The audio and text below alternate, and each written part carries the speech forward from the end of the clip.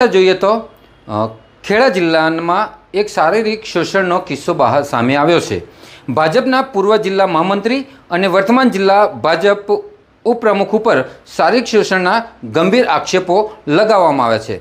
સ્થાનિક મહિલાના પતિ દ્વારા આજે ગંભીર આક્ષેપો લગાવવામાં આવ્યા છે, તેમજ મહિલા પતિના દ્વારા પોલીસ સ્ટેશનમાં ફરિયાદ પણ આપવામાં આવેલી છે।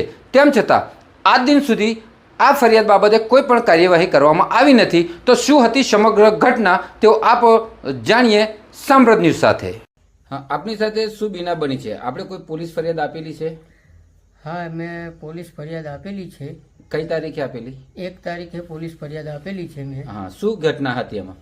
એમાં ઘટના એવી હતી કે મને જાણવા મળ્યું કે મારી પત્નીના સંબંધો 2 વર્ષથી ચાલે છે જે માણસ વિરુદ્ધ। એ